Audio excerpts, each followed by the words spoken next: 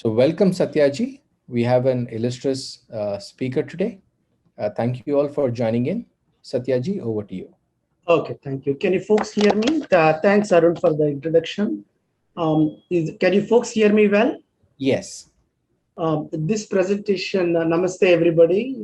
This presentation will be fast moving presentation. So please keep your eyes on the screen and, and you have to be focused on this thing. There is so much material to cover, but I think it is an important important material because this is the type of material that is not normally covered when we talk about conversion.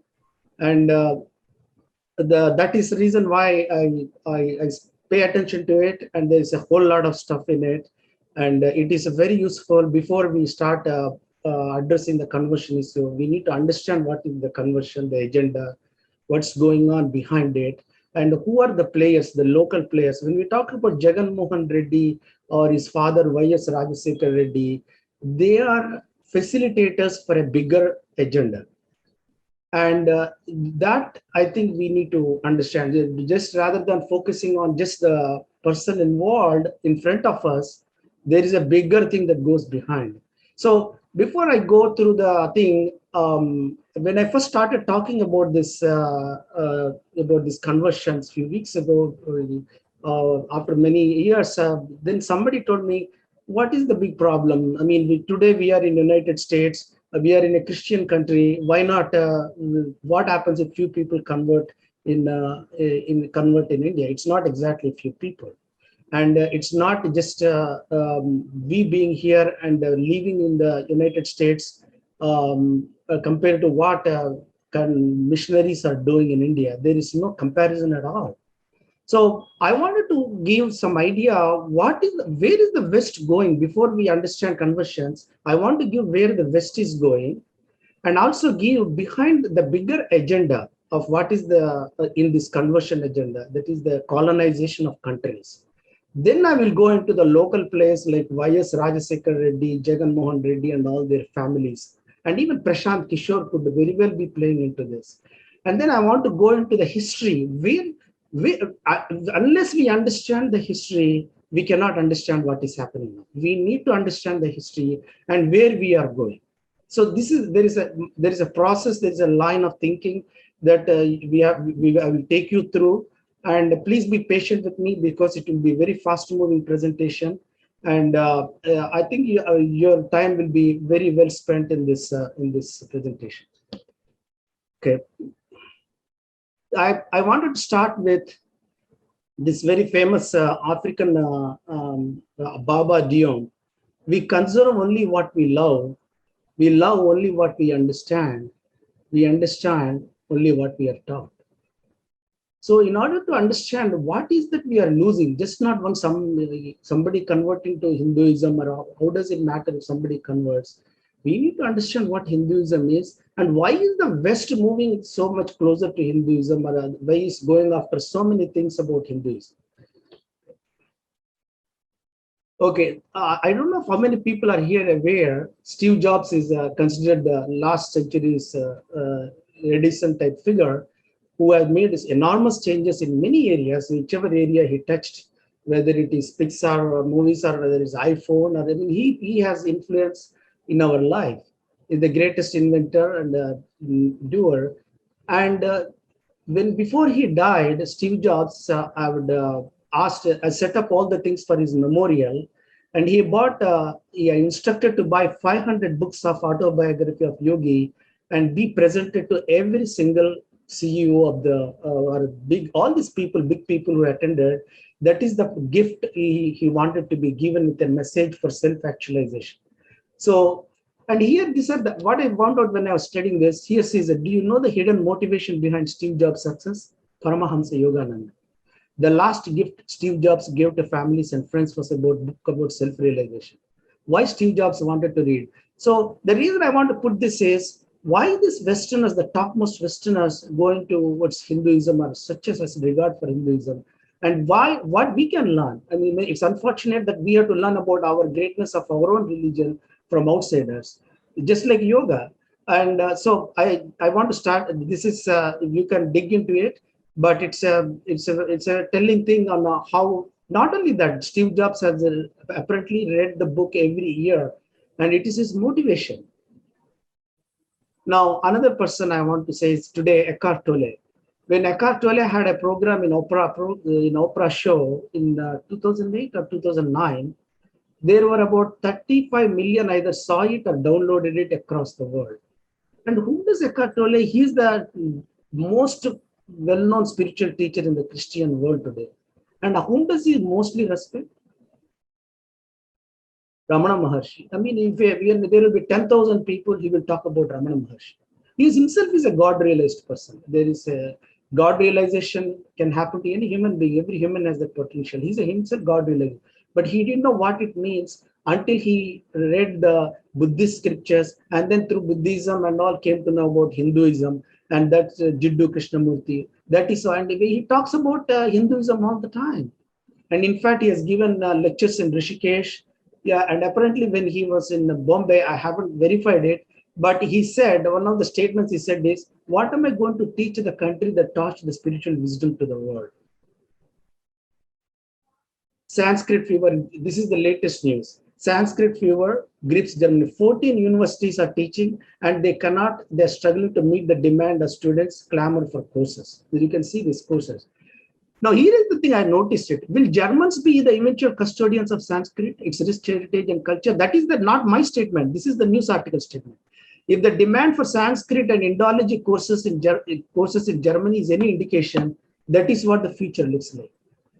And why are these people, the most advanced countries and the most advanced people, want to learn Hinduism? And why is it our people don't understand what is that they are losing? Unable to cope with the flood of application from universities around the world, South Asia Institute University Heidelberg had to start summer school in spoken Sanskrit in Switzerland, Italy, and believe it or not, India. Now, this is a very interesting thing about Oppenheimer. Oppenheimer, I think most people know, he's the person who managed a 100,000 people project, Manhattan Project, that that created the nuclear bomb in 1945, around that time, during the Second World War. And I want to show you what he said. I mean, this is a 1-minute clip. It will be interesting for us to see what he said.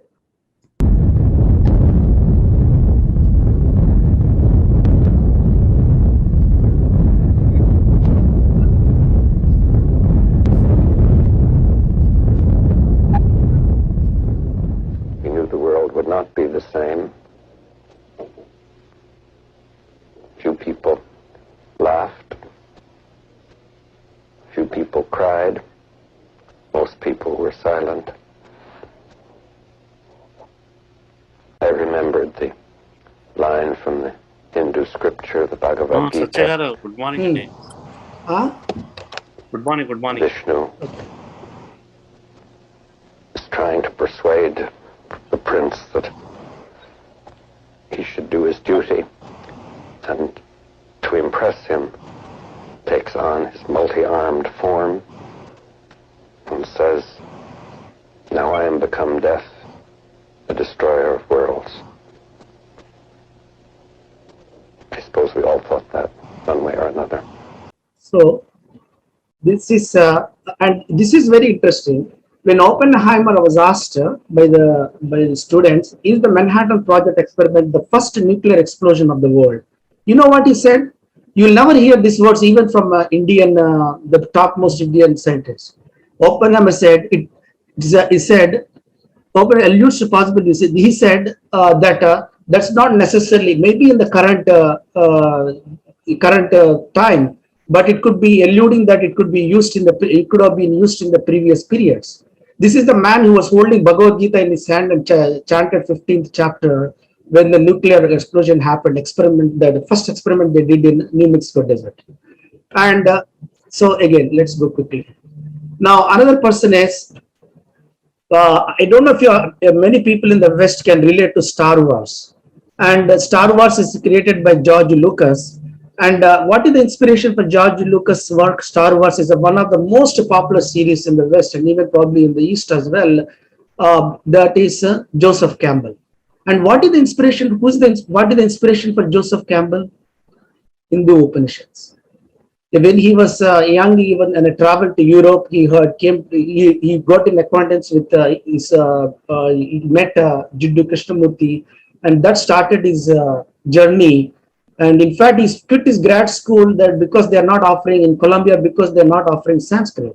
And there is a when this PBS Public Broadcasting Station had a program, and where this is the man who studied every mythology, every civilizations of the world.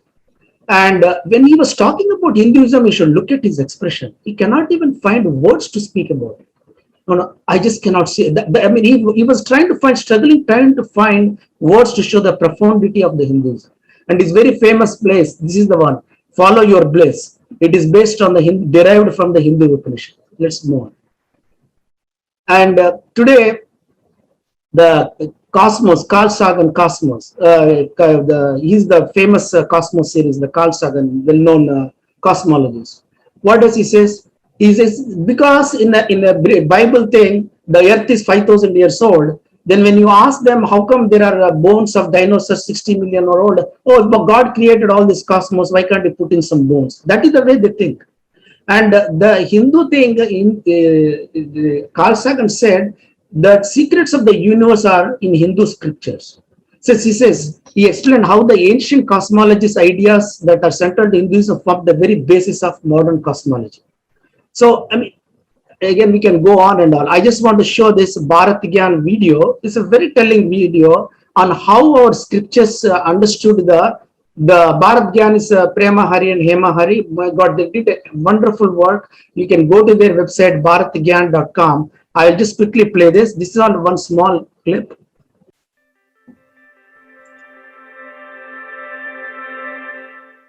The ancient texts also mention 5 types of revolution called the Pancha Mandala. Pancha means 5. Mandala means the path or the orbit of revolution. The first one is called Chandra Mandala. Here the moon goes around the earth in its monthly path. This has long been known to all civilizations from time immemorial.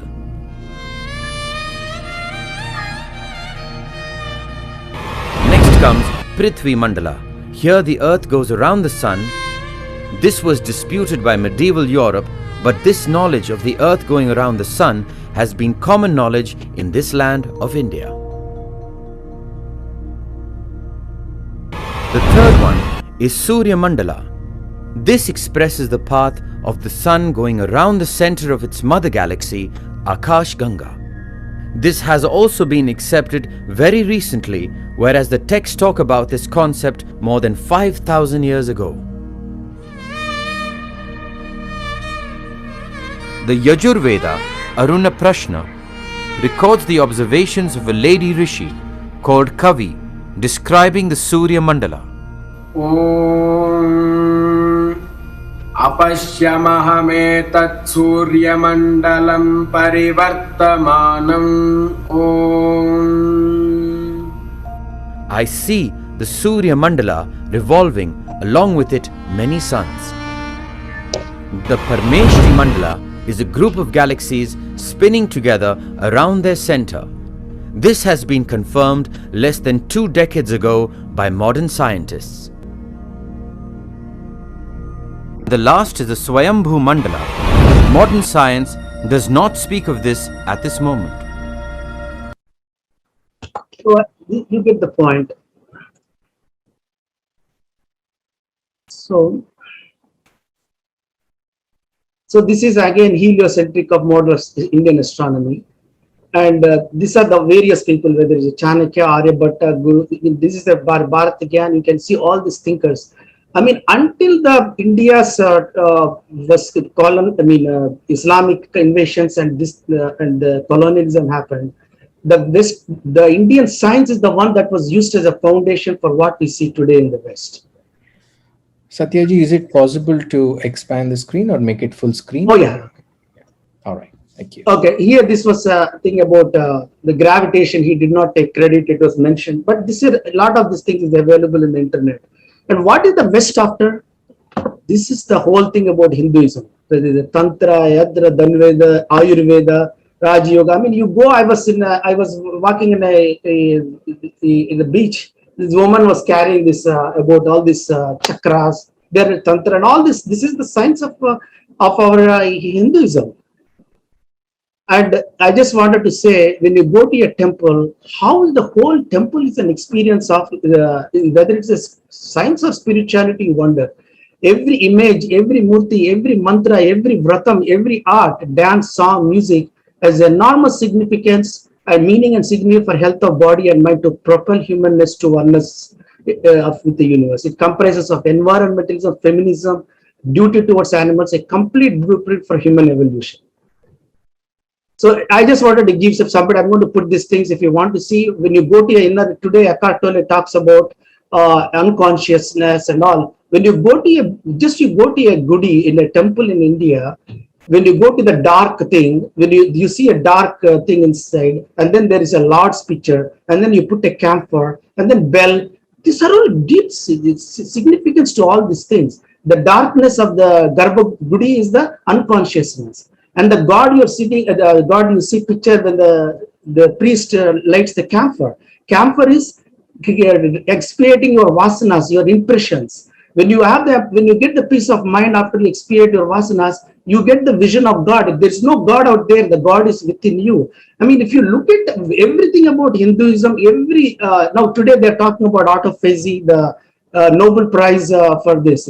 I mean, we have this lunar cycles and how you fasting. They all have very amazing significance to our body, health of body and mind. Even how we greet. See, I bow to the God principle in you. Shaking hand is just each one asserting that I don't have a weapon to kill you. This is the way between ourselves and this. Now here, American Newsweek, it says, we are all Hindus now. This is a very well-known thing. Let's say all on, this is a Newsweek article showing how in America also, in the West, most of the Hindu beliefs have penetrated so much into this consciousness. Today, 1/3, 30% of the people choose to cremate rather than to be buried. 192 countries say international yoga. And here is the point I want to make what is happening in the West. America and Europe churches are discarded because West is not buying into church agenda. Most churches are converted into Buddhism. Just look at these things. Europe's empty churches. When church becomes a touristic destination, America's epidemic of America's epidemic of churches, the Easter of empty churches. So West is rejecting all this propaganda and all this Jesus is the only God and all this stuff. But why are we thrown into this stuff? I just want to say it's my firm opinion that Europe and United does not represent the spirit of God or Christianity, but the spirit of Satan. And Satan's success are greatest when appears when it names appear with the name of God on his lips. I mean, you can see a whole lot of it. The consequence of conversion to Abraham religions will be that the country as a whole is well worth bearing in mind. Conversion to Islam or Christianity will denationalize the depressed classes. This is Ambedkar. Now, one of the things they say about conversions is that because the poor status of Sudras. Can you believe this? This is the General British Alexander from Bharat Gyan book on 1718. No people probably appreciate more justly the importance of instruction than Hindus. They sacrifice all feelings of wealth, family, pride, and caste that their children may have advantage of good. This love of no exclusive characteristic of Brahmins, but this desire is strongly impressed on the minds of the Hindus. And here he says, the spirit of inquiry and liberty by the Sudras, who compose the great body of population who are in possession of the principal authority and property of the country. So he is telling they are the richest people in the country. So this takes the argument away from conversion. The very fact that the lower classes, depressed classes are what they are is because British plundered it, and Bharat Gyan goes into the whole thing. So in the backdrop of this, why is India rejecting and which is West is adopting, rejecting Hinduism, which West is adopting, and taking in the very thing they are rejecting, the narrow church-defined Christianity. Is this story of a person who had precious diamond, never knew the value of it and threw it away, or lack of comprehension of dangerous global missionary agenda, or both? So just like they use in poorer countries for dumping the stuff they don't want, West is dumping us the stuff they don't want, the one they rejected, into the countries, poorer countries like it. But this is the very famous quote of Annie Besant. But let me go through this. Now, to understand what Jagan and all these people mean, you need to understand the conversion agenda of the West. Unless we understand the conversion agenda of the West, we cannot make a progress here. This is the Tehelka paper that came in around early 2000, and it talks about how this is all started at the AD 2000, 1989 project of all these Western Christian missionaries. And this started with to go into an area called 1040 latitude, where the least converts are there. That is in pretty much almost all of India, north of Africa and Asia countries. How they started it, what we are seeing today, the Joshua 2 project, really started in 1989. And this paper, this is an undercover investigation that I suggest everyone to read it. It's a wonderful paper, and that went into the whole thing going on in India, run by Tehelka when they first started, and they are more true to journalism. And he talks about how these organizations have came with tourist visas and mapped every single region based on the pin code theory, the way pin code we use. And he says that was when AD 2000 was conceived, India, the plan was based on military model with the intent to invade, occupy, control, or subjugate the population. And also the oppressive and the institutionalized caste system that we have, especially in states like Andhra, the casteism is pathological. And they are the right places for them. They have even this paper says even Indian government do not have the kind of information they have about India. And this goes into, they spied out the lands, and then this started in 2005 during the Y.S. Rajasekhar Reddy time. Even before Y.S. Rajasekhar Reddy, when Naidu was the chief minister, Y.S. Rajasekhar Reddy, I believe, the opposition minister, leader, and he used to come to United States and almost regularly. And there is a coordination and planning for him to come to power, which is helped by the Western Christian missionary complex, I believe. But anyway, this is the kind of conversions they were doing in church planting. This paper, the kind of data they have cannot even be matched by the government of India. In every religion you go, even in small district or small village, the small area, they will know who the people are, who are the caste groups are, who are the dominant caste groups are, who are the oppressed people are, who are the people we need to get to target to do our propaganda. So it's Joshua 2 project, and here it says, but here one more thing I want to show here is, so here it says, let us say Bush Christian evangelical cronies want to check out the missionary organization in Banjaras, in Nalgonda, Khammam and Krishna district in Andhra Pradesh. All he has to plug in his highly guarded database. It will tell him how many Banjaras were converted to Christianity over a specified period, the names of the Indian Christian researchers working in community, which evangelical ministry is coordinating the exercise of saving souls. Just about any detail he wants is available on demand. Obviously, it flows other ways as well. This information is used by the Western CIA headquarters for what they want to do. So, for example, let's say in Tamil Nadu, Thoothukudi project was built.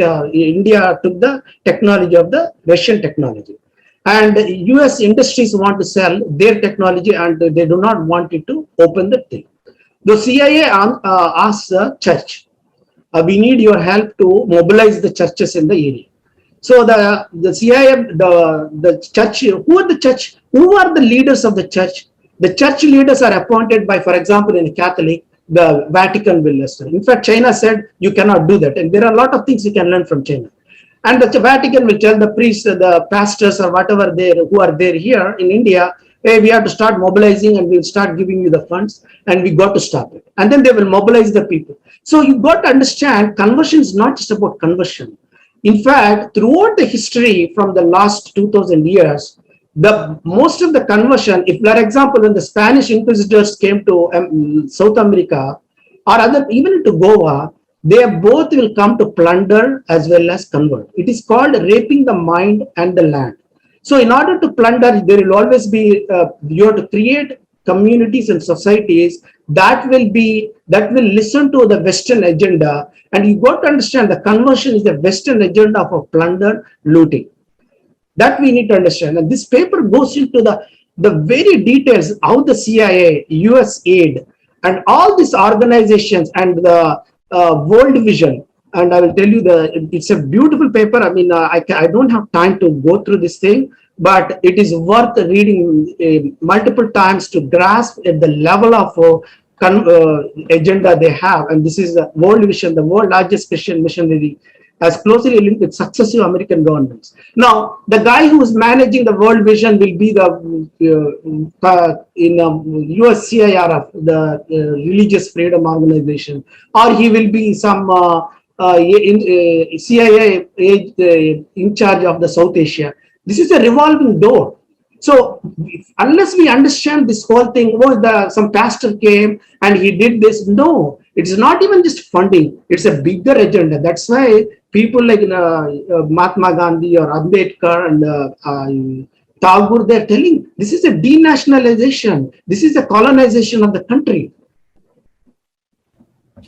Satyaji, is this paper available for? Yes, in my article, which this talk is based on, if you go to, I will show it to you where it is available. The link between CIA and Christian missionary groups is USAID. USAID is the department of the State Department.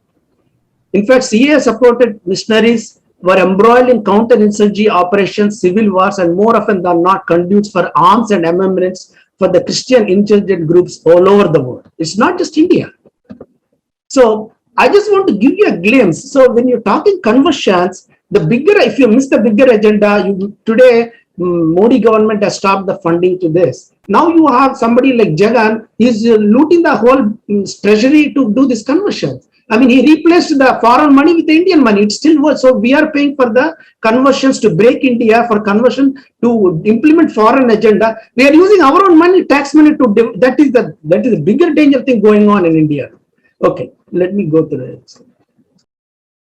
I will come to, now you will understand what it is people like Jagan, Y.S. Rajasekhar Reddy, or even Prashant Kishore, what is the role they are playing and how they will, these are the tools that will be used by the Western agenda to convert the country, to rape the land and the mind. So to come to the sad state of Andhra politics, Andhra had conversions agenda. They had their eyes on conversion, not even today, for 3 to 4 decades.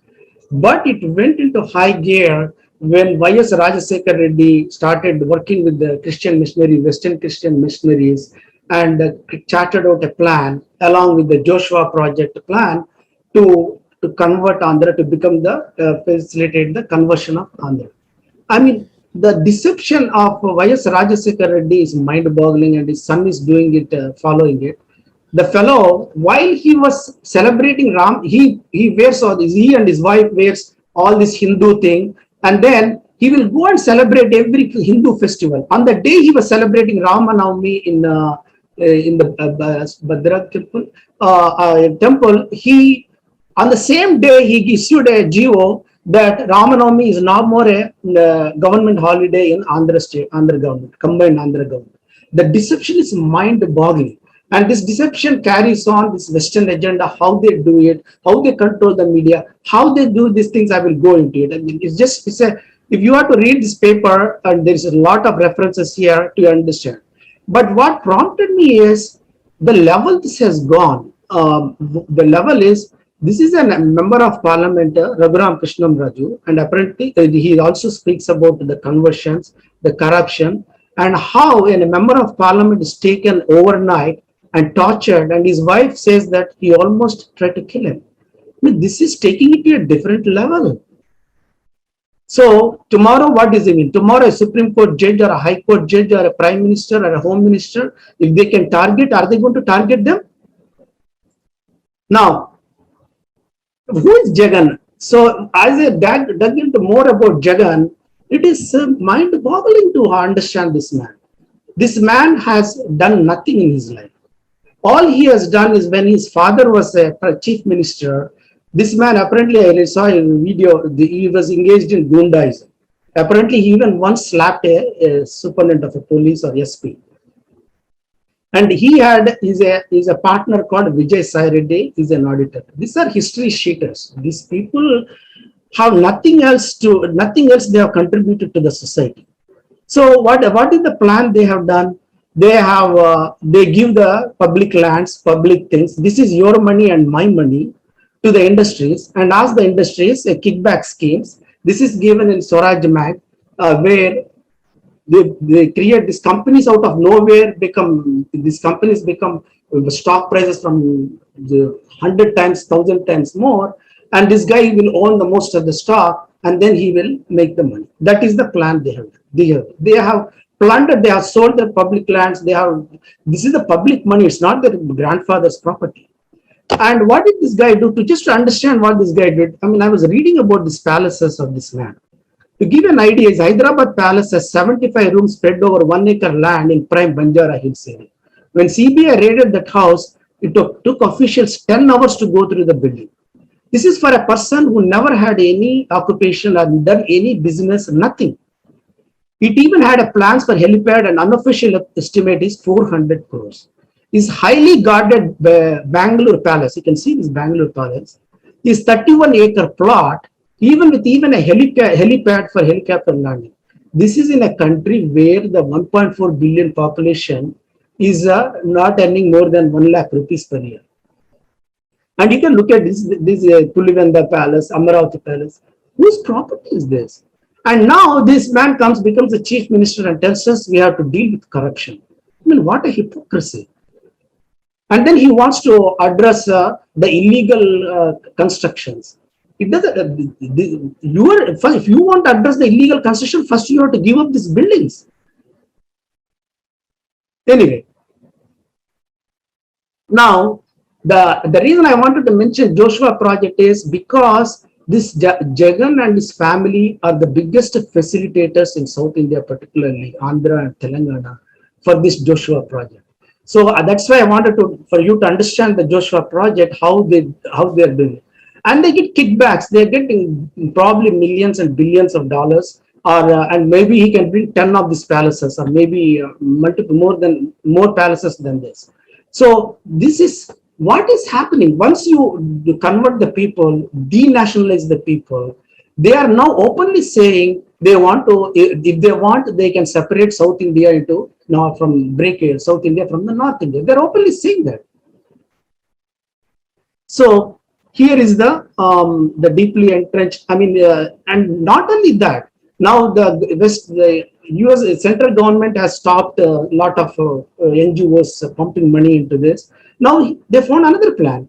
Now this man is the state thing. He created all these various schemes, and he has for every 10,000 people, he has a worker paying 5,000 rupees. He doesn't have salaries to pay for the government employees or pensions or anything, but he has the money to pay 5,000 rupees. They have a representative, one for every 10,000 people, 5,000 rupees. But the rapid bankrupting the state, I will go into those details of what is the financial situation of the state. Now, none of this, I think we all have to be indebted to Raju Malhotra. Raju Malhotra ji is the one who, when he first visited one of the Christian missionary place, they saw this map. This map in one of the Christian missionary place, they are talking about Dalitistan, Dravidistan, Mughalistan. So this is the goal. They are not even hiding this thing. If you go to Joshua Andhra Project website, for every site they will say which caste, even the subcaste in each caste they have the group. But they don't believe their numbers. Their numbers are all bogus because they tell them don't show what you converted. But this is this goes into the whole Western from throughout the history what has happened. It talks about it.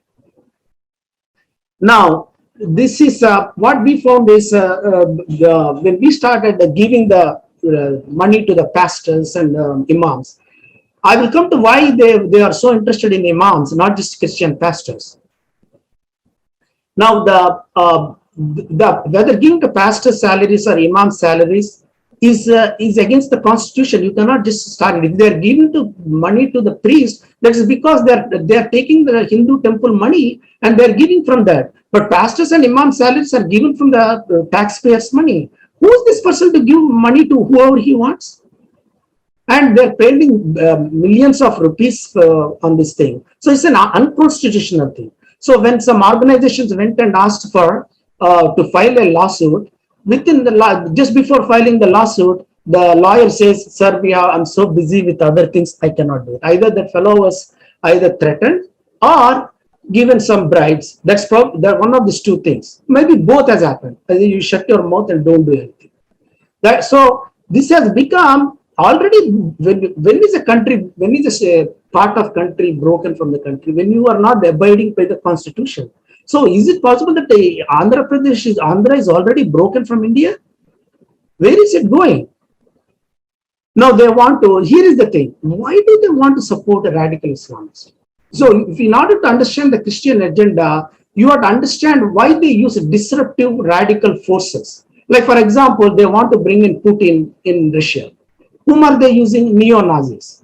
When they wanted to bring down Trump, they weaponized the Black Lives Matter is a genuine movement, but they weaponized it and they started a violent movement. So using the violent movements is a way to disrupt a society and to capture a society.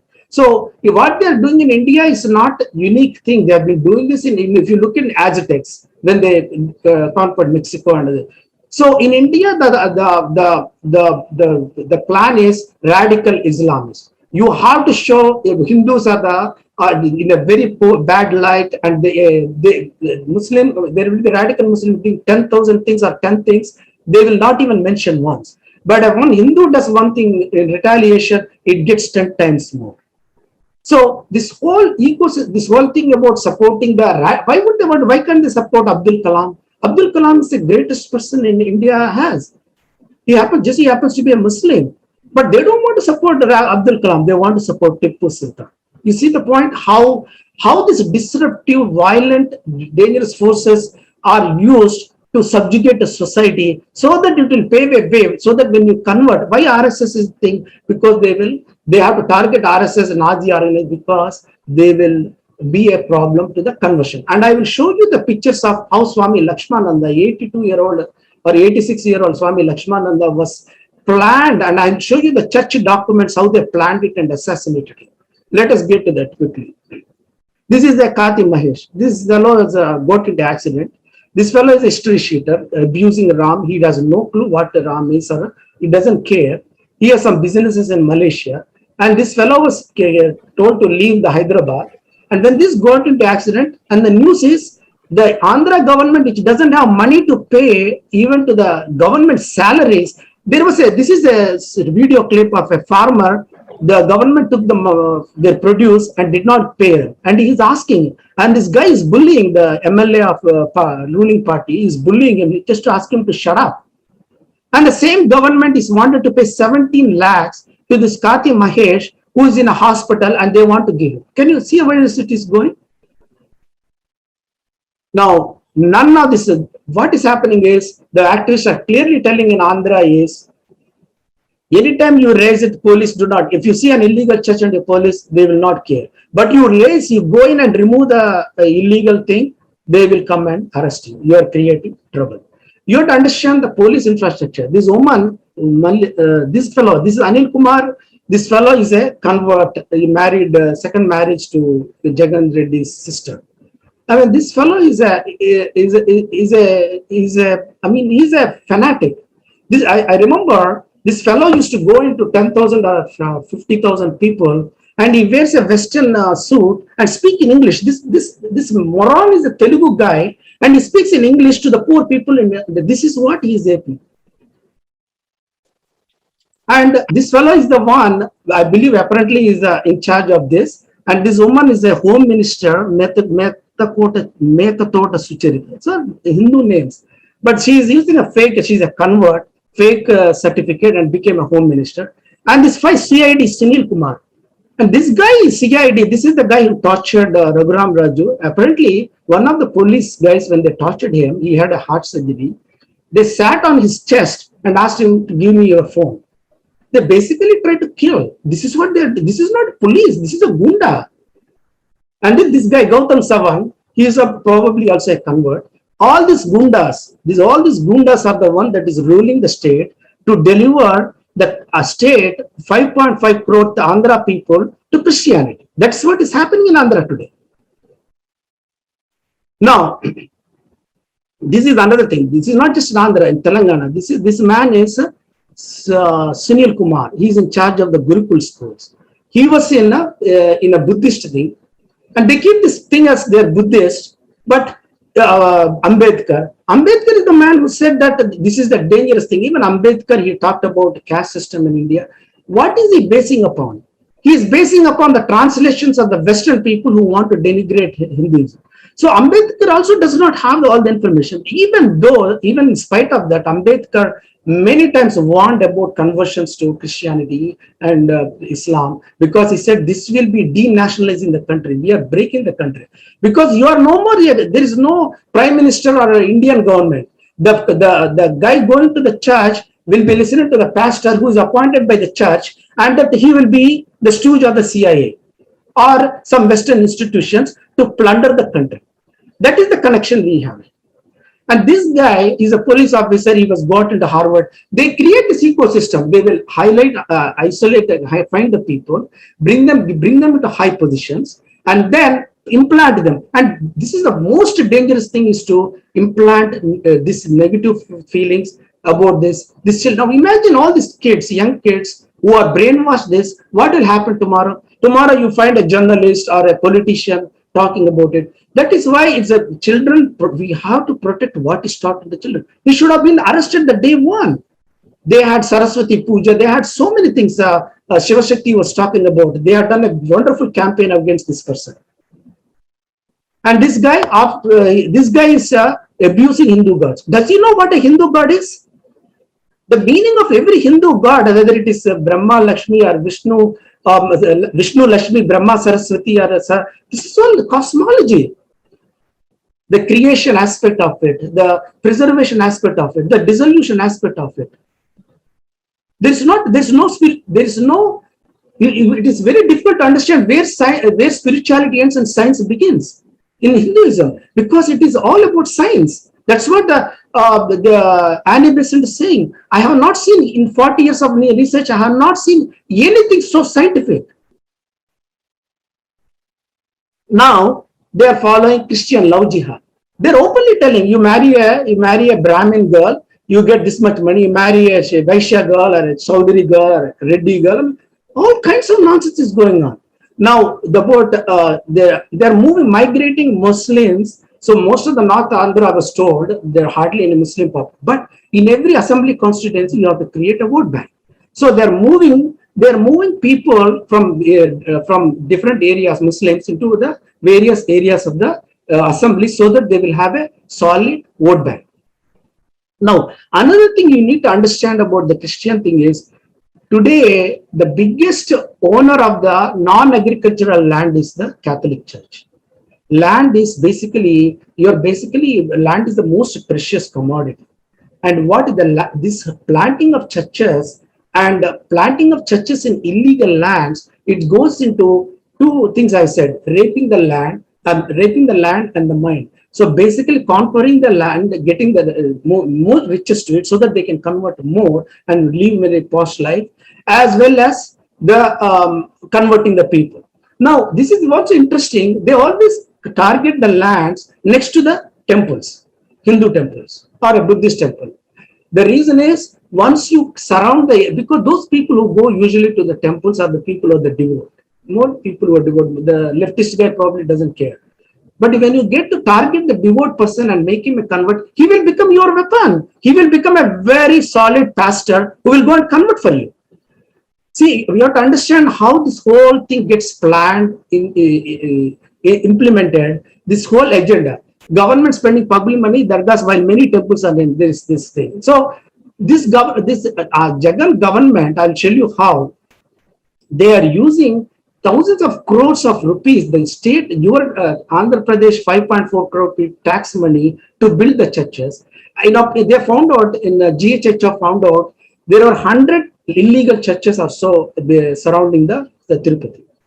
And so they asked the collector, how many of these are legal? And the collector of the Tirupati area came back with one word also, zero. So now deception, the deception is one of the biggest strategies used by the Western agenda. The way they do it is that this is the way. They do it as if they are doing it good for you while planning to your destruction. That is what the way it works.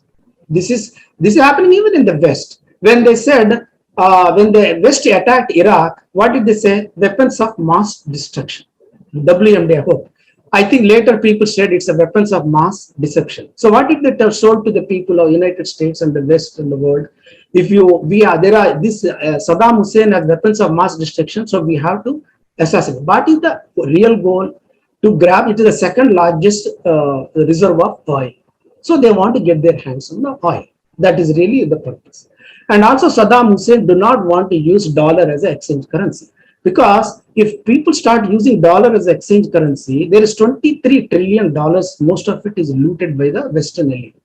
And if they ask for their money, if the dollar is no more a valuable currency and they ask for money, America will go bankrupt. So they have to keep. So the deception is I will get into that. And please bear with me. This is not a small presentation. It's a lot. It took about 200 to 300 hours of research. So I will come to now deception. Just see how they project. And I have a good feeling Prashant Kishore is also a tool for these people. And what he's getting, probably God only knows how much he's getting. But how they're doing, look at this Jagan before the election. This fellow goes into every temple. He look like he's more Hindu than a Hindu. Right after the day after the man was elected, next day they were having this meeting. They are going to do a temple a lamp lighting ceremony, and this fellow doesn't want to even lamp a light because it's a pagan practice. See the level of deception from before elections to other elections, and people were fooled so well. And then what you're saying, and I want to say here, the attacks on temples happened even before Jagan government has happened. And I think that is the weakness of the government. They want to keep the votes they do not want to harm their votes. And this pursuit of power, even at the cost of your own, has been seen even in the previous year, but it took to a 100 times scale with the Jagan administration. It is to the point of breaking the country. Eventually, it can break the country in 10 years, South India. Now here, this is the history. This Jagan, while he was father was ruling, he was blowing up. Intolerance. There is Obalapuram, all this mafia, mining mafia, and there was a temple that locals highly revered by the locals. He just blew it up. He doesn't give a damn. And look at his father. He used public funds to indirectly fund Hindu temple funds to build churches. This man wanted to take 2 out of the 7 temples and use it for tourism, basically converting the Tirupati temple into a museum. And I mean, he used all kinds of organizations. I mean, he looted, he sold away the lands, the temple lands, whoever. And those are the people, those lands will be given to probably to some of these industries. And that industries will put money into his ventures, Jagan Ventures, his son and Vijay Sai Reddy, and then they will build the palaces. That is the sequence of things going on here. That went on. Now here, what the center is doing is suicidal. Center doesn't seem to be understanding that today Jagan will be catching your feet. Tomorrow, when his cases are done, and the very people who are arrested with Jagan are given the highest post in the these people were arrested with him. They were given the highest post in Andhra government. And tomorrow, will they come and say, give witness to this, what he has done? And this is what will happen tomorrow. And every time you convert a people, as Vivekananda said, you are converted anti-national, anti-Hindu. Now, to understand the Prashant Kishore, Prashant Kishore said the Andhra is Telugu, Andhra is Jagan, Jagan is Andhra. I mean, there is 1 crore views of this video. I mean, high publicity pledge, how beautiful video, and how this fellow has nothing in contribution in his life other than stealing, Gundaism. That's the only contributions he had, is a large time stealing. Now, this portrayal, really people caught on. That is the power of, if you look at how Goebbels portrayed Hitler, is amazing. He said Germany is Hitler, Hitler is Germany. And how they gave radios to every single German and brainwashed them against their agenda. So this is the same tactics that they are using. So this is the history sheet. This is the fellow who is who I believe is trying to run away, according to Raghuram Raju. He is trying to run away from the country like Nirav Modi for all the things. He is the facilitator, how to loot, how to do the various skills. He is a chartered accountant. He is using his talent to loot the country. Shameless. I mean, how much money you want, how many palaces you want when the people next to you are so poor? Prashant Kishore. Now, again, this I was telling about Prashant Kishore also helped Narendra Modi, and he was rebuffed and he did not give the positions he wants. And he's nursing wounds. Who knows what is going on? But I have a good feeling this fellow is an instrument of the Break India forces, and he's dangerous. Now, what is happening now? Central government stopped the state the funding to NGOs. How do you do it? Then you just use the taxpayers' money. Now, when Andhra and Telangana got separated, the Andhra government had a loan of 97,000 crores. Now, by November 2020, this is just about a year plus, the debt was to 3.73 lakh crores. And the news report, and I have links to every one of them, almost 70,000 in just the first 8 months of the financial 2021, this man 70,000 crores, and almost all of it is for freebies. This is basically bankrupting the state beyond imagination. From 3.73 lakh crores in a year plus, and within 8 months he spent about 70,000 crores all on freebies. And look at what he's doing.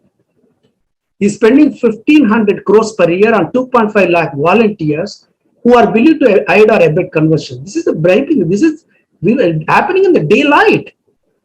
And here is what he's doing. For each new church construction, 1 lakh. Church repair, 30,000. Christian hospital, well, this is 10 lakhs. For Christian school building, 5 lakhs. Christian orphanage, what is going on here? And he wants to build 248 churches using 25 crores. And at the same time, they want to sell the Tirumala properties outside. There is another fellow who is his relative. He apparently goes to Sabarimala Ashram every year. And this is what that fellow has learned. I forget, some Reddy again. Then the Hindu article talks about 28 crores, the organization, and it asks for Christians another thing. They are supposed to make the payments of honorariums to pastors and imams and amounts. It asks if Christians constituted, I think the center asked, if you have 1.39% of AP population, how did 43.99% of the payments made? That means the 44% of the people, of the pastors or religious workers, are from Christianity. Now you have to understand, I want to show, this is the interesting part. When that Antarvedi temple was burned, you know what the police was saying? Some RSS guy, RSS people or a VHP or some other Hindu organization burnt down this chariot and to give a bad name to the Jagan Reddy because he's a Christian. That is the propaganda. Now, there is a wonderful book by this Catherine Nixie, The Christian Destruction of the Classical World. She goes into the whole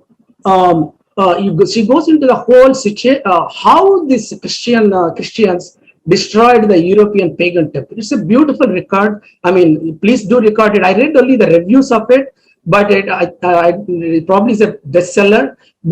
And I have personally witnessed, I visited Turkey, I visited Peru and many other countries. I like to watch, listen to the, go to the museums and read the history. I have visited some of these Turkish temples, magnificent temples, and they completely destroyed. And do you think this is not their same agenda? Or should we say that some RSS people went into the medieval times and destroyed those temples? What are they saying? So then I was telling one day, Tirupati temple, if people don't wake up their temple, Tirumala Balaji temple will become a museum tomorrow. Either they will put up a Christ, or they will put they will convert it into a museum and collect the money for the church. That's what they will do. They have done that. I have seen in Peru where beautiful temple, worship places are converted. They threw away their statues and put a Mary and Jesus. Now, to understand the Western mindset, to understand Christianity, you have to understand the Western plunder, because the West has moved away from that since medieval. But the Western elite uses or follows the same medieval. What is Western elite? Western elite is the companies, all these financial companies, all this, and the Western agencies. The Western agencies and the president don't work for the president, or they don't work for the European Union. They work for the elite. They have to enrich the elite. That's why your stock market crashes. That's a different story. I have a presentation on my blog. If you're interested, you can go watch it. Now, I just want to give a glimpse of what Western civilization has done. The slavery in America. This is again. This is done with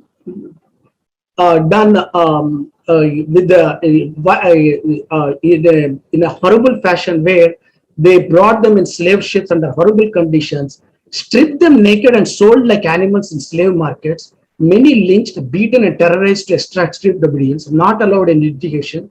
Their families and children separated and sold for profit, and women assisted sex slaves.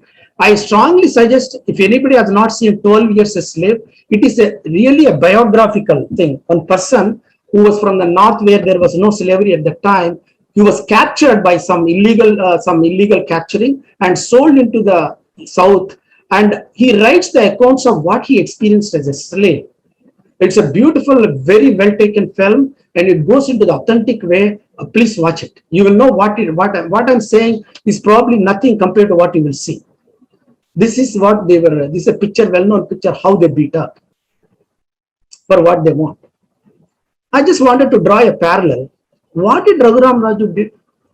Did he ask? Did he do any plunder? Did he steal? Did he violate any constitution? And who he is? He's a member of a parliament. And you can take him just like that and then beat him up. First of all, this should be a murder charges on from the top to the bottom. Now, racism and slavery supported by Christianity. This is how they used to bring them in slave ships. Many of them died in the slave ships. This is how the Ku Klux Klan. Now, to keep them in obedience, what did the Ku Klux Klan do? Look at this. Cross, a burning cross. This will wear this thing. And many of the political leaders today, especially the Democratic Party, Democratic Party was a party of the Ku Klux Klan people. They are very much close to them. That is the political system of the time. And you can see in the 12 Years a Slave, and this is the sexual abuse. Most of the Western people are fed up because the pastors will go abuse the sexual abuse. This is the sexual abuse. This is a demonstration. The clergy is a global problem. Now, when the Protestant movement came and the Catholic Church was challenged, and the Protestant movement came around that time, they have burnt alive hundreds of thousands of women. Why? Because one of the problems with the church is you still have your pagan practices. They do it to Jewish people because Jewish could not bear all this torture, and they say, well, we converted and we'll go to the church. But secretly, they will do whatever they have to do for their religion. And that's a challenge for the church. That is why the Inquisition is all came about. And a lot of these people are close to the nature, like the pagan, they call them pagan, it's a derogatory term, and they call themselves a pagan civilizations. So they did not, they still go to the nature and medicinal plants or whatever. They will burn them, they will accuse them, put them in the middle of the village and just burn them alive. This is recorded. You can go, I'm not saying anything new that is not there. Now, what is more important is also to understand, the reason I want you folks to understand this history is, this is your fate. This is the last civilization that is left for them to destroy. We have to get that in our heads. Now, the native civilization of 100 million. How do they call them savages? Now, in America also, the Hindus are resisting. They started calling Hindus as savages. Because if you show a Hindu beating up a Muslim as something, or put in a negative light, you make them thrust into that group into a savage. When you make a group into savage, you can justify the killing, the murdering and assassinating and plundering of their wealth and everything. So this is how you understand this thing. Even the US president himself said that this is the savages, the slavery of the Andrew Jackson. He called for their extinction. And slavery of Native Americans was organized. Even the Native Americans were enslaved by Franciscan missions, a religious order within the Catholic Church. Now, not only this, until 20-30 years ago, every Native American has to send their children to the Christian schools to be civilized. What will happen to them? Just 2-4 weeks ago, they found out mass graves. Why? Because the idea is not to civilize, the idea is to decimate them. So they used to bring, like they did with the Native Americans. How did they decimate Native Americans? Some they killed, some they said, you have to get out of this place, go away 2,000 miles, we don't want you here. Or that I have a picture here. How they said you have to get out of this place. They have to walk 2,200 miles to go to another place, and many of them died. And what do they do in this mass grave? They bring in deceased kids with just like they did with Native America. They brought cholera blankets and gave them as gifts to the tribes, and the tribes innocently took it, and they got cholera, and they never had any immunity for it, and they died. That's how they decimated 100 million. Do you think it's very difficult to decimate 100 crores? If they're using the mass, depopulation right now, they're going on with the pandemics. The research for the pandemics of coronavirus was initiated and researched with American money. Now, here is from the movie, priest having said, many of these boys, Native American boys, the priests have sex with them. Sexual abuse is a big thing. Many people in Ireland and Christian population, or many of them, even in West, you can go. There is a movie on it. If you go in West, what they did in the United States. So they will just have sex with these boys. This is from a movie based on a true story. Goa Inquisition. We cannot even talk about Goa Inquisition. Actually, this Inquisition started with people who say they are converted to the religion but don't seem to follow. They have to take care of them and they have to follow. Otherwise, they will. They have done all kinds of things. I cannot even speak about this, cutting off women's breasts, putting the hot iron spikes, and all kinds of things they have done. And this is the Saint Francis Xavier. This is the venerated Xavier. In 1566 order, I hereby order that in any area owned by Master the King, that is, I think, the Portugal King, nobody should construct a Hindu temple, and as such temples are already constructed should not be repaired without my permission. If this order is transgressed, such temples shall be destroyed and goods in them shall be used to meet expenses of holy deeds. Now, here is the point I want to say. This is the actual pictures, how this 83-year-old Swami Lakshmananda in Virsa tribals, there's a big, now, what did the Christian think? That they think that all the tribals, they call Dalits as the human rights. In fact, the whole real Dalits poverty came because of the Western plunder. Because they're as I said, they're the most richest people and most educated in the native school system. Now, how they create plan and murder Swami Lakshmananda Saraswati. And when did they do it? They did it on Krishna Janmashtami Day. Why Krishna Janmashtami Day? To show to the Hindus, your gods are powerless before our gods. And all the people who are convicted are Christians. And how they planned. Even if you look at the church document, it is nauseating. I'll show it to you.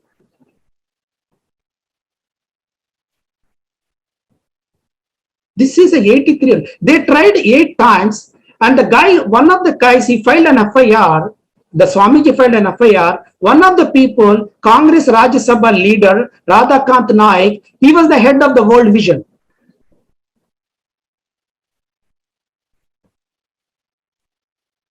This is in front of all the kids. And this is the church planning document, 83.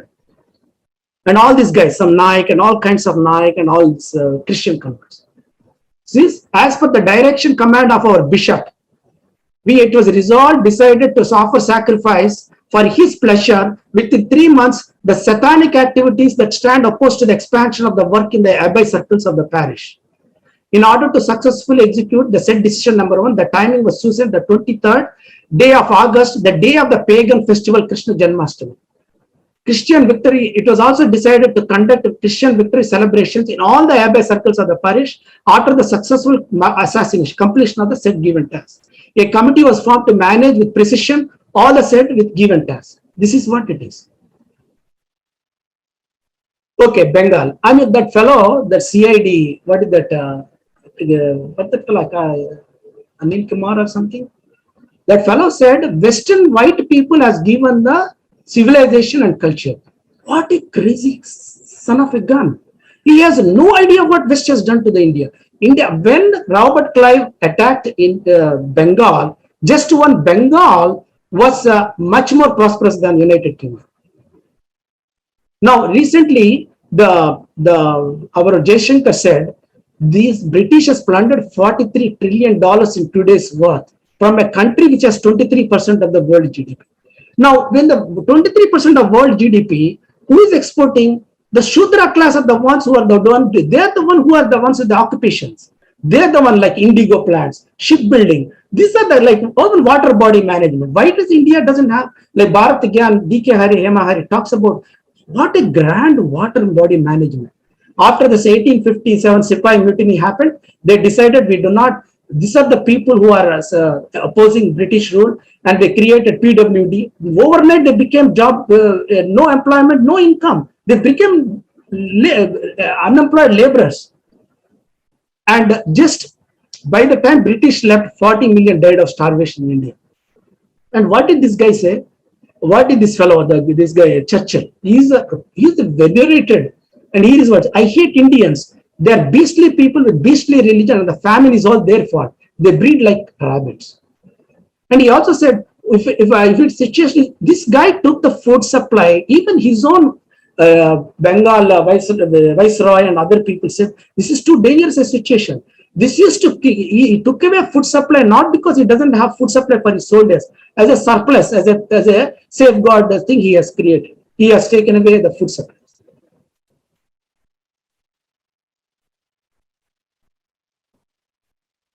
This can happen again in India.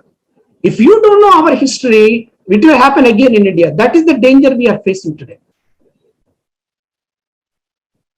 Now, here is the Hitler Holocaust of Jews. And I was telling how Goebbels, how they murdered. Here is what I want to share. The website of famous US Holocaust Memorial Museum. Here is what it said. The racialized anti-Jewish Nazi ideology converged with anti-Semitism that was historically widespread throughout Europe at the time has deep roots in Christian history. For all too many Christians, traditional interpretation of religious scriptures seem to support these prejudices. So what Hitler did is, whatever the church was doing, he created inquisitions and other things, he did it in an industrial scale. I mean, this is right. They put the bodies in incinerators and just burn them alive. See here, pictures. There's no humanity left.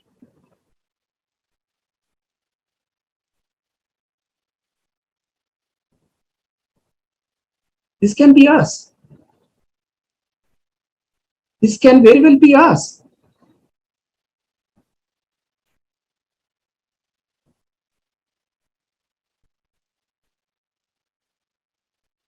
Mother Teresa. One of the things they do is, Mother Teresa, this is not me. There are so many Western publications. The Hillary Clinton, I mean, people who don't know anything talk about Mother Teresa. But what did Mother Teresa do? How many billions have been collected? Is there one single, I'm not asking this question, Westerners are asking this question. It said, this is the famous Stern magazine. It said, there are 200 charitable organizations helping the poor in Calcutta alone. And Mother Teresa's missions of charity is not among the biggest helpers. Even the charities established, even when they establish a charity in South India or anywhere in North India or anywhere, the local people say, oh, Amma, because of the propaganda, oh, she's doing a great work. And people give land, people give building. They have not spent. In an article published in Ceylon, the West Big Lie about Mother Teresa, it shows the horrifying conditions in her charities where ill people died simply because of lack of proper treatment. And when she was ill, and where did all this money go? And the total, you can ask the Vatican Bank. So here is the plan. So here is a woman. She says that she's a feeling. She confessed that I baptized. She bragged. In Medium.com article, Mother Teresa Sainthood is a fraud, talks about how she publicly bragged about coercing vulnerable people into conversions on their deathbeds. So before they will put something on your head and you have to convert. The more you convert, the more you will be doing the God's work. And so how does it work? So they will show the Indian people are desperate, they don't take care of these people, and then they go big propaganda, and the Western media talks about big thing, and they collect millions of dollars. Just like whenever a Hindu says the white church is doing illegal church, and tries to remove the church, they'll take the pictures and put it in every single Western church, how the Hindu church is attacked, how Christians are being discriminated. And they don't tell anything about illegal church or that they are violating the laws or public land. And then they will collect more money. And where is all this money goes? The lavish style. You can go look at the Vatican. That's where they live, Vatican, and they live lavish. And then what does that money goes to convert you and me? So the poor Hindus are used as a means to collect more money, and that money is used to convert you and me. So that at the end of the day, they will be listening to the church and to the Western CIA and Western industries. The brutal lynching of the sadhus, this is the thing that I want to say is going to happen in very soon in Andhra, Tamil Nadu, and other places. Christian converted mob in tribal area of Palghar, Maharashtra is a sign of things, because what they teach is, if you look at the literature, the Christian literature, they teach hate, enormous hate about this. This is a very dangerous situation. This is an invasion of nothing short of an invasion of a country. This is not about conversion. This is denationalization and invasion of a country. And you can see, if you can go look at the pictures right before the police, they took it. This is what will happen. Tomorrow, we may say, why Channaji or Swami Paripurnananda don't come out. If he happens to walk into the area, they will just, before everybody, police will not do anything. Okay. This is one thing I want to show is, this is the horrible story. Rwanda genocide is something we need to understand. How the church, church actually apologizes for all this. To understand this thing, between April and July 1994, 500, not my statistics, 500,000 women were raped. 1 million members of the Tutsi group and moderate Hutu community. There are two tribals, Tutsi and Hutu. Just like Jatis in India, where there are different castes, but they don't fight. There are also, especially except in Andhra, other areas they intermarry. This is the same situation. And what is so interesting here in Tutsi and Tutsi is they're all Christians, but church favored one group over the other group. And how they created this whole animosity for power against another group, and the church actually provided the arms, everything. And how they created, and I'll show it to you. Because today they will say they will create differences between converted and non-converted Hindus, and then they will use this. Tomorrow we can have this kind of Rwanda situation in India very, very easily. Because the history is full of these things.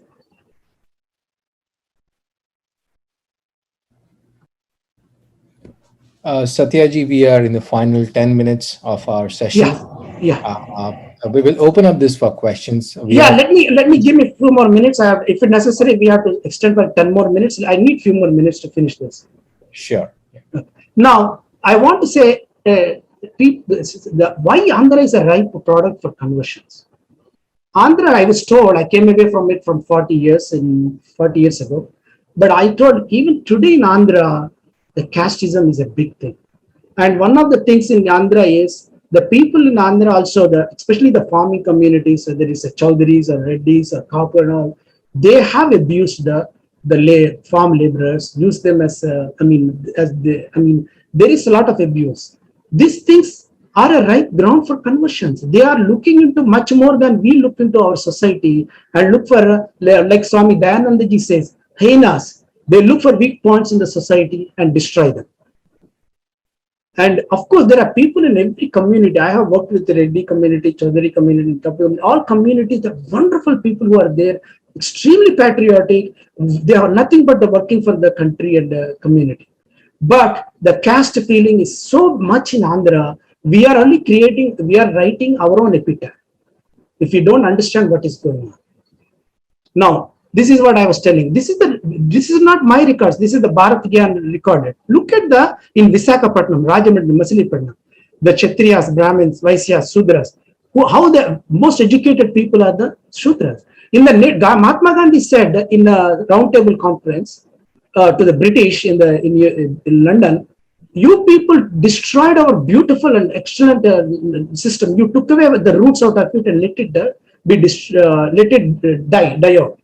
And they don't have a British other system to go to. So most of the Indians are uneducated by the time British left. Why? These are the people. If you look at all these people, our native school system, you go and look at Bharat Gyan, and I strongly recommend taking their courses or read their books. They have done so much digging on how this whole thing, and I've seen done this kind of work. You have to see. Here you can see the numbers. This is not our records. This is the British records at the time in late 1700 and 1800s. Madras Presidency. Look at the Sudras thing.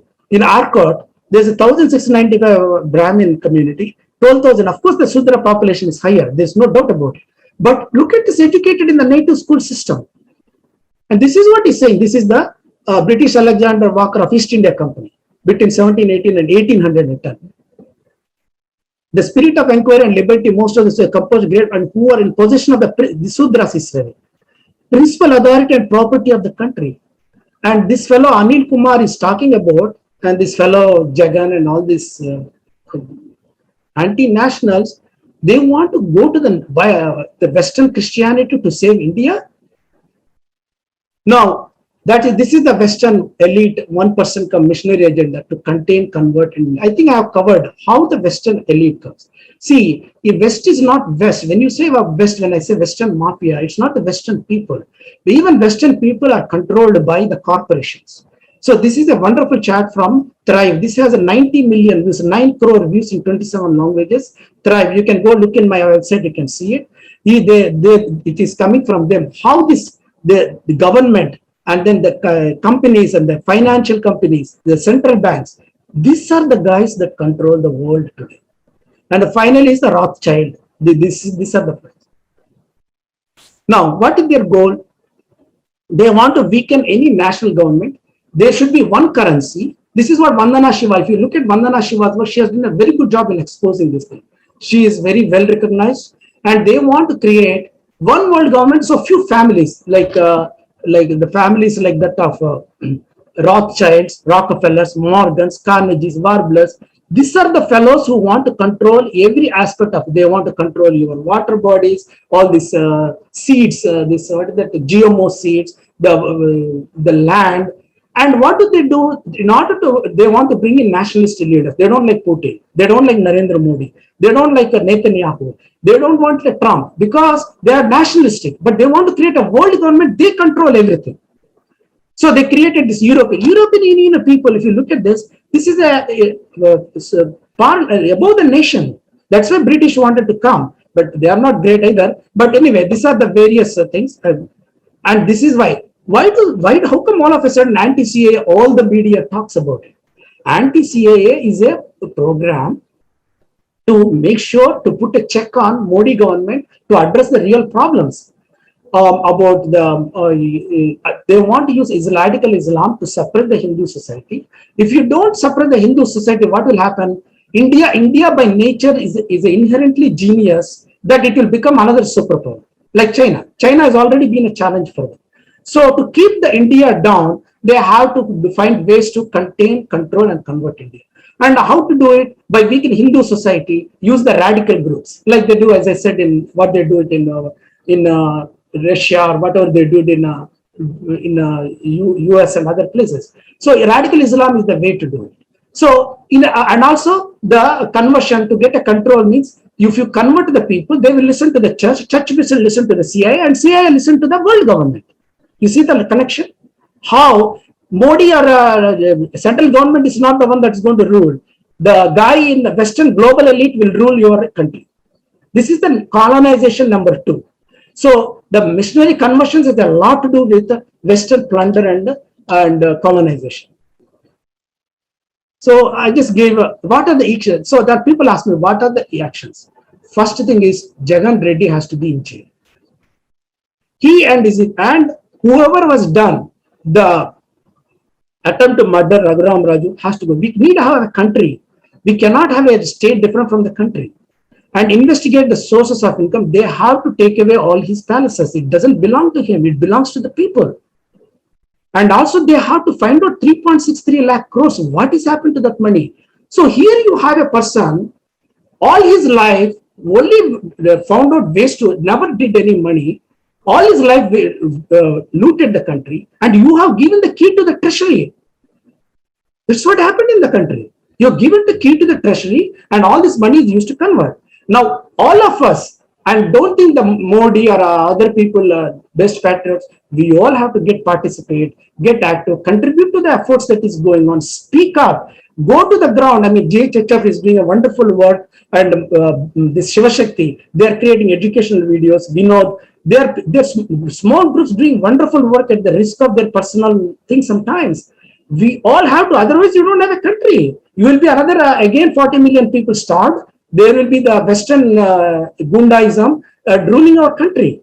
And these local leaders like Jagan, his family, his sister, his brother-in-law, these are the Gundas and these are the, I mean, how long did it take 350 million people? British ruled, 100,000 British took it. All you have is the local people. The police who are beating up the freedom fighters are all local people. That's what you have, these local Gundas.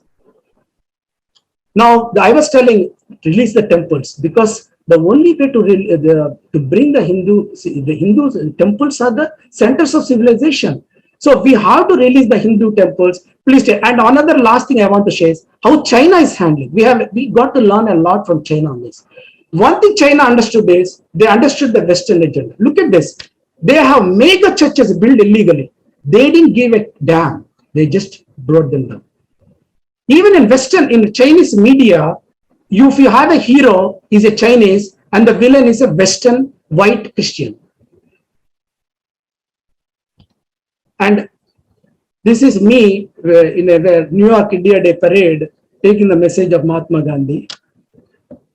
But you please look into all this quotation mark, and no politician in India said, Mahatma Gandhi himself said, if I have the power to legislate, I will stop totally, bring the laws to stop the conversions. Because conversions is not about conversion. Conversion is a denationalization, plunder of the country, and complete destruction, and a colonialism number 2. We need to understand the threat posed by Jagan and his family, people like Prashant Kishore, and the many ecosystems they have created, like HLRN, Colin Gonzalez, and all this Amnesty International. There is an ecosystem of awards. United Nations, what has United Nations chief has got to do with anti-CIA? Because they all are answerable to the Western elite. That whole sequence of things we need to understand if we have to cope this way. That's all I have. I hope, I'm sorry it took quite a while. I was hoping to finish it quickly. That was a wonderful and eye opener in many dimensions, Satyaji. Thank you so much for such an elaborate presentation, giving us the context of how the little bit of history about this, and also helping us go through what's happening in the Telugu states and South India predominantly. In fact, even the DMK government is no less. I think we will need a whole different session for that too. There are questions, we will start taking them. Most of them said, what is that we can do. Now, how can we stop this? As I mean, the points that you mentioned, I totally agree. Those are at the legal level, at the legislative level, at the government of India level. From an individual standpoint, how can a common man rise to this? That's the first question that we got. In order to solve a problem, like Isvasya Upanishad says, we have to address it microcosm and macrocosm. We have to address it at the ground level. We have to address it at the national and at a high level. So there are groups, as I was saying, Shiva Shakti, Bharat Gyan, and this GHHF, and Mission Kali, Vinod. Please support them. If you cannot support them, financially support them, and encourage people. There is a, for example, yesterday I got a call from somebody. They want to stop conversions in Uttarakhand. So they asked, can you introduce me to somebody in GHHF so that they can see what GHHF is doing for the going into the villages, showing the literature, what is the Christian conversions mean, what is the Christian going conversion to Christianity is, what are their history is, what is their risk, what you are losing. So they want to go apprenticeship so that they can take the knowledge and experience here, can do it. So we have to form a bigger group or coordination. Somebody was suggesting to me yesterday, Satyaji, you're doing this, but we need to have some kind of a coordination across organizations. It doesn't mean you are bringing all of the organizations together, but we have some kind of a symbiosis. We can learn from other groups and rise up to that and fund them. And in fact, our own people can go, people in India, our own people can go and bring little, where they are not converted. Some villages are not allowing the conversion people to come. You go and talk in the villages. What is happening? Please understand, this is a very dangerous thing. These are the threats. You go and talk to people. Kamalananda Bharati, he's another Swamiji we worked with, and he goes to every village telling them. And even he goes, and another thing is, please respect the lower caste people. They are our brothers and sisters. Today, white people say, oh, this is, white people say neo-Nazis are white people, and whatever they say is right. Today, you won't have a place in the West. Just because my community, I was, Jagan is my community, I support it, or some other leader is my community, you are creating your own destruction. Right. Sure. Thank you so much, sir, for that. We have a question from Roger Venuguntaji. He had mentioned that how do we ensure that the real facts are reaching BJP leadership, which is currently being fed false information by evangelist Jagan Reddy's supporters posing as BJP leaders. Satyaji, looks like you know about what he's talking in the previous discussion. Yes, there were clear evidence about how some of Jagan's people are posing as BJP leaders themselves as first thing. And how do we know, how do we get the central leadership know about this? Making a voice heard. And I think this goes into my article, 5 mistakes of Narendra Modi ji government is doing. One of the things I was saying is, if you want to have Atmanirbhar Bharat, you have to start with the minds of the people. You have to decolonize the minds of the people. Because I think the central government has to also, like when Japanese went into the western side, they, after they bombed Adamam, but they went into western side, they became a part of the western thing. But they had a pact, it looks like they had a pact, that you will not do conversions in Japan, it's not going to work. So today, Western agenda, Western people are looking to India because they are very afraid of China. So they are looking to India as a prop against China. So we have to, the Indian government, Narendra Modi government has to first say that we will not allow conversions. We will work with you, we will be in pact with you, but you cannot support conversions and we will not allow. You've got to stop this thing. You have to have, that is because we don't have the strength or the knowledge or awareness of what is happening, we should have. Secondly, they have to recognize, they don't seem to understand the South India. South India caste system works so deep. The guy in the BJP, he might be in BJP of a certain caste, but if he talks about caste people in a politician, they have deep connections, business connections. All of them have so many connections. So they will even put the country and their state and country above the below the caste. That is the kind of mindset. I'm not saying everybody in the caste. There are wonderful people working in every community. That's not my point is. But there are people. But the thing is, the feeling runs so deep that people who are coming to political level have so many connections. And the BJP, and I wrote an article and I showed it to Roger also, that you are making a big mistake. Do not go by what the BJP leaders who come from Andhra tell you. You go to understand from your own. And the other thing is, RSS also has doesn't seem to, even Sunil Diodhar, I wrote to Prime Minister and all. Even Sunil Diodhar, who is in charge of Andhra BJP, who has an impeccable record in Tripura, but Andhra is not Tripura. You got to understand what the dynamics are. And if you want to really help India, South India, free the Hindu temples. Temples are the places where the civilization happens. As Annie Besant said, there is no Hinduism, there is no India. Mark these words. Once we go down below 60%, 50%, it's a gone case. So we have to raise our voice, and I am doing my part. We have to write articles. We have to keep telling them, but do not abuse anybody. I have nothing against Jagan. If he is willing to work for the state, great, wonderful man, I will support you. But what your actions are so terrible that you need to be put in jail. So we have to don't abuse, don't. And I see here Modi. Without Modi, we would have had a disaster in the country. Do we realize what is happening in the country? You want to create, Prashant Kishore wants to create a coalition. What is the future of the country? Do you know what will happen if we had a pandemic with a coalition? What happened during the SARS-2 virus? Manmohan Singh time. Luckily, it's not as spreading, as contagious as this is. India would have been wiped out if it is as contagious as this during a Manmohan Singh time. This is the depopulation going on to control, to weaken the country and global elite control. So please don't abuse anybody. We have to speak up. And I'm saying, Jagan, it's not a personal thing. Whether it's Sunil Kumar or something, you are doing the wrong things and the law has to take its course.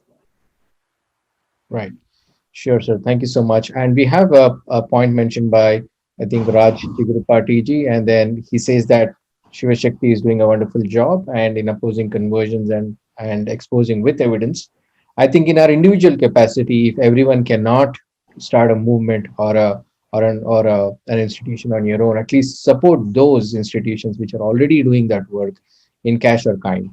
Shiva Shakti is one such. Thank you for your suggestion, Rajji. And we have Balaji Tamirasaji asking a question. Is there a public campaign to abolish conversions? If not, can we create one? Why can't we to abolish conversions altogether? I think there is a proposition. There is a Delhi Chalo Andolan that happened in recently in the north, asking for a blanket anti-conversion law to come up. That is a very strong proposal as a public interest litigation that's being taken up.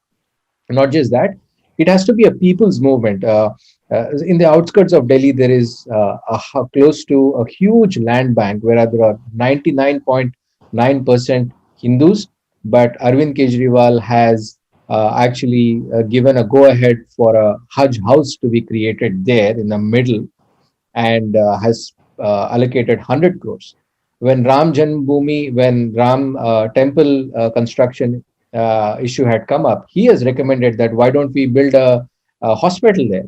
The residents have taken up this issue on themselves, and they have awoken without any government support or central support. It became a people's movement. They went there, they stopped it. They are now opposing the Hajj house to come up.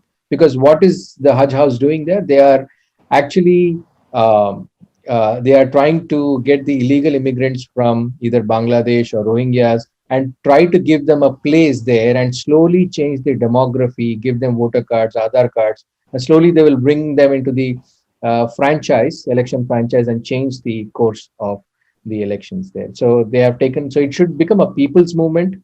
Do in individual capacities, spread the word. If not, then at least support the organizations which are there on ground. They are taking the risks of being taking up, if anything goes takes up a violent route, they put their lives at stake, and they are working like organizations like Shiv Shakti is already doing it. Yeah, 100% right. It has to be people's movement. When people speak up, even the politicians will speak up. And this is another example of where they were doing in Tirumala. They found out 7-story Islamic building, and when they inquired, they didn't even have a license. So they Exactly. always target these worship places or land banks. This is, and also they do it in the middle of it so that they can expand and convert this. And Arvind Kejriwal, if you look at the Magsaysay Award and all these award winners, many of them, not everybody, but many of them, these Nobel Prizes, all these things is a part of a Western ecosystem. The United Nations, whether it is IMF, United Nations, all these are CIA, USAID, State Department, the global. These are all part of the ecosystem to plunder. That's really what it is. And bringing a Hajj thing in the middle of it, and as you said, to how to expand it and weaken the and gain the control of the governments and whatever agenda they have. And Arvind Kejriwal, he thinks that he's also part of this ecosystem. Right. The latest threat right now, Ram Mehraji, your point is well taken. The latest threat is now in the Punjab. Yes. There is also, they are not saying Ram Ram, they are saying Rome Rome. Yes. So Yes. Rome, as in the Rome and the Vatican, Yes. in Italy. So, and now Punjab has come into the grip since a decade. Future of our country is at risk since eras, and this Kali Yuga era is its prime, where Hindus will extinct. So only public can protect with mass protests, with questions, and if no answers are there, then their uh, demolition should be ripped and nipped in the bud and start with its promoted under government rule. So your point taken, Ram Mehraji. Thank you for posting that. Punjab is their next target, and the population demography is significantly changing in Punjab. Yeah, and uh, Chaya Nanjappaji has put a question: what could we do to let the government know that their schemes are reaching the wrong hands in rural Bharat, and many missionaries are capitalizing it for conversion activities? This is also another problem. The funds come from the central government, and then the missionaries come into play there. As you rightly said, Jagan has employed his own people and marked 10,000 people per person basis. And he's saying that, the church has given you, or the God has sent me this, and they take them for conversion. So how can the rural India be educated on this? That's a challenge. That's where the groups like Shiva Shakti and other groups are doing. And in Karnataka, Chakravarti Silibele is doing an enormous work and on bringing many issues. And another thing is, a lot of these people are targeted. They almost try to the young member of parliament, I forget the name, from Karnataka. They will use the jihadi forces to target, but it has to be a people's movement. The only answer is people to be educated, people, and also have a coordination across organizations so that we can learn from each other's experience and coordinate it. And we all have to speak up. They control. When the US moved from India moved from Russia, before Russia used to control our media, as somebody was telling, and now it is moved to US side, and US controls pretty much most of the Indian media. So we have many challenges. We have to, like I saw somebody posted in Telangana, they were building a illegal church. A lot of the local people came and protested, and the police had no choice to take action. In Andhra, you can't even do that. If you go and do protest against an illegal church, you probably will be arrested. So there are different areas, different challenges. While things are still better, we have to raise it up. We have to talk to as many people as possible, educate ourselves, coordinate with other groups, fund the groups, talk to your own families. You got to talk to, we have to talk to our own family. This is a very danger. This is what we are looking at and what we are missing from our great civilization, how the West is following what we have. So it is a holistic thing that has to be done. We have to do it in a micro level and macro level. And if there is a funding going to some organizations, we have to expose them and speak up about it. Today, when you tweet it, Twitter, I mean, I don't like Twitter, but you should use the other one too. But in social media, people, the politicians are listening when you raise this voice. So, and it is happening. That is I have the whole other situation about Western social media and how it can be used to control the elections in India. And I'm glad to hear the Indian government is taking control of this, because the social media is another way of controlling the country. You don't need armies to control to take over a country. You have to basically, it's a democratic system. You have to change the perceptions. So if you change the perceptions, they will vote. Like the way Prashant Kishore did with Andhra. Jagan has nothing else, nothing to show in his life other than looting and gundaism. But he projected as this guy is going to save the Andhra. So we have to address that in social media also. But this is glad government is doing. A lot of people like me have raised a lot of noise on this thing, and not just me. There are many other people like Op India and all these people have raised voice, and they're paying attention to it. So we have to keep building the ecosystem, bringing the awareness, and tell people it's like the freedom movement. We need another kind of freedom movement today if we want to save India. And the colonization of the Modi government and even the BJP leaders are not understanding you are thinking of invasion of China at Galwan Prince, but invasion is going on inside the country. We have to look at it as an invasion. That's the only way you're going to address this problem. You have to look at it as a war-like situation. Absolutely. So thank you so much. One last comment that I would like to make is that I think every one of us should try to contribute something to your own native village that either you belong to or your parents belong to, and start a Hanuman Vyayam Shala in these places, in every nook and corner of the village, where that tomorrow's one failure that people say or one weakness about the central government is their inability to control street violence. And we cannot have security forces coming in and doing that role in every nook and corner of the country. So has to be a public movement, and it has to be, and government cannot fund this completely. So it has to be taken up by especially those living outside the country. Dedicate a Hanuman Vyayam Shala in the name of your mother or father, and identify somebody whom you trust in your village or town or city, and entrust them with it. So make it self-sufficient so that it can keep running. Keep yourselves healthy and strong. Tomorrow's times are challenging. Now, one video that I recently saw is also about how in Andhra, in Telangana, in a village, tribals were actually approached by someone from their own community as pastors, and then they were going there to convert them, and they rejected them outright. And they said, next time you come here, we're going to hang you on the trees. So I think people have taken it upon themselves, and it's a good sign, and it should happen. The other subtle messaging that is happening is that we had one interesting comment that sudden Hindu bashing is happening in pro-Christian movies, in Telugu movies, yes, Tollywood and OTT platforms like Amazon Prime and Netflix, yes, where Hindu gods are being shown in low light, and the protagonist of the story, the hero of the story, although a Hindu, he respects Christianity, but a Baba or a Hindu person is shown in a very bad light, and the Hindu gods are shown as a bad light. How do you see this happening? Very subtle messaging is happening there. It has been there in Bollywood which have been glorifying Islam, but now glorification of Christianity is happening in the Telugu industry. Yeah. Because the money talks. Because when people are not rooted in what they are, then it is easier to divert them. First you weaken them, then you divert them. And like I was telling, in China, they every movie, they show white Christian guy, a colonialist, as a villain, and a Chinese as a hero.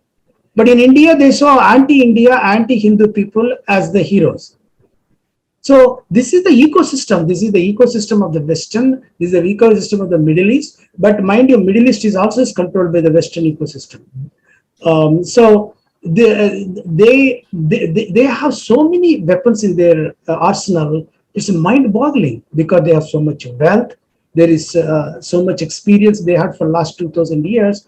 They will do all kinds of things. It's not an easy thing. It's not an easy thing.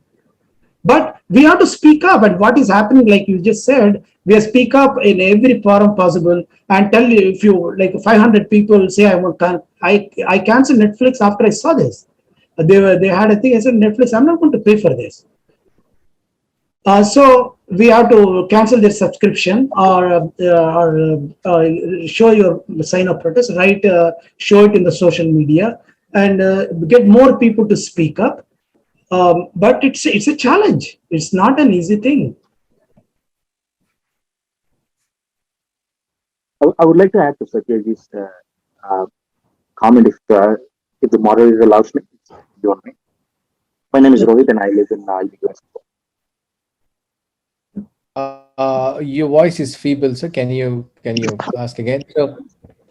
So I would just like to add to Satyaji's comment. I mean, it was very elaborate, and I also I think every one of us remember a couple of years ago that a major media outlet has sent a reporter to Kashi, Varanasi, and then they portrayed their goris and everything, without the in-depth understanding of their life and then and their ways, to portray it in the light of a modernized, a very trivial light.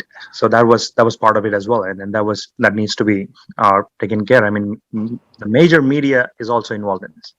Yeah. Right. As I said in the picture, remember I was showing this picture.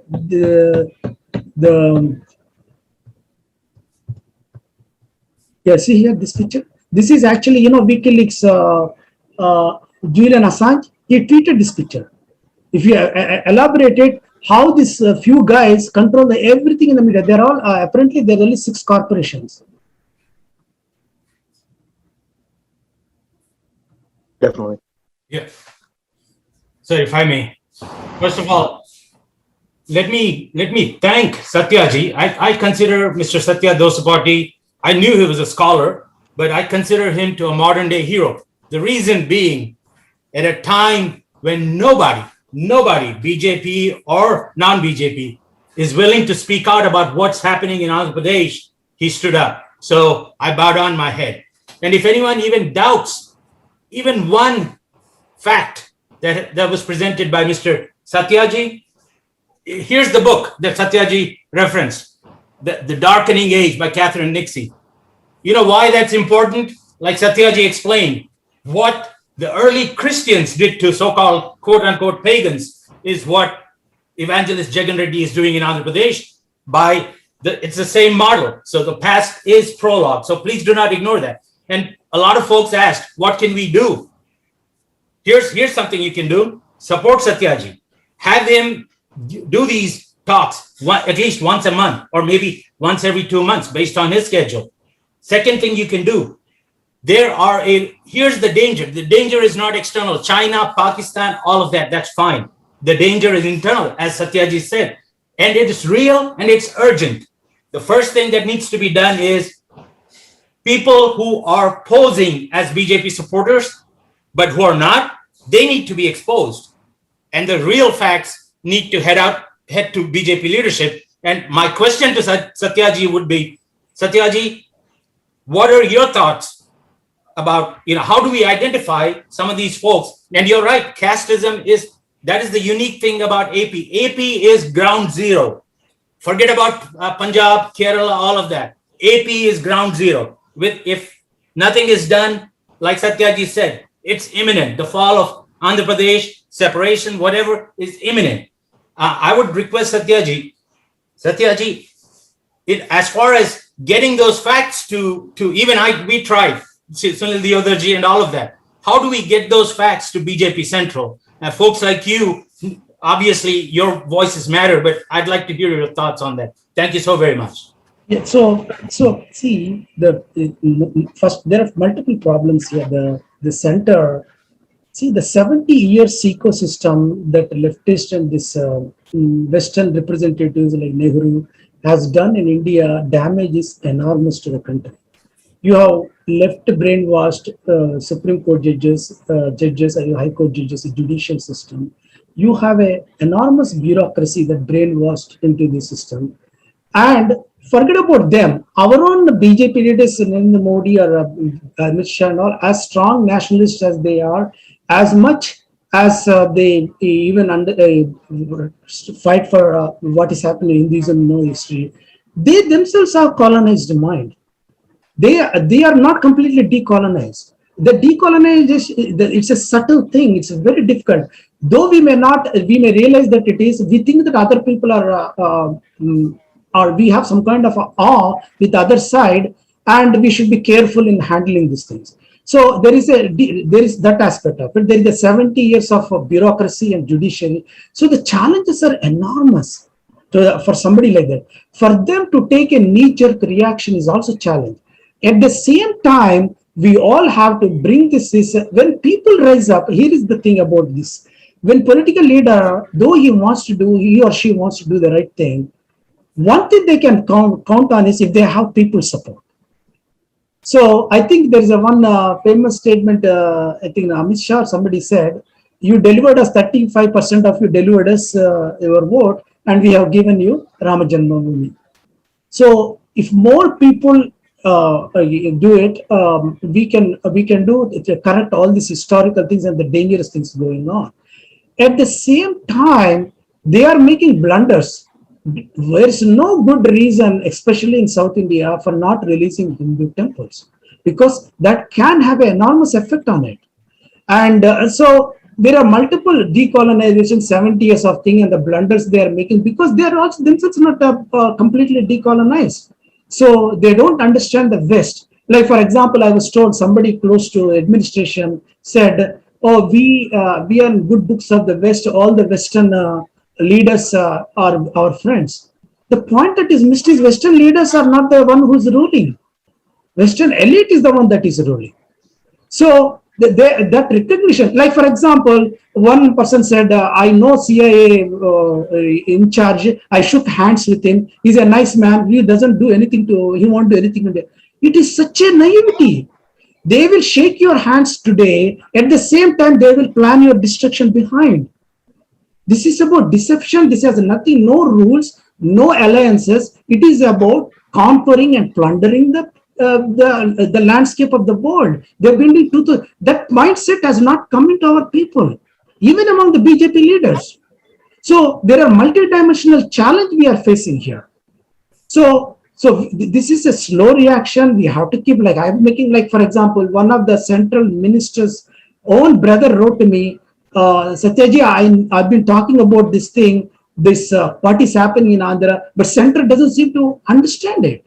He's a own brother of one of the central minister, one of the key ministers.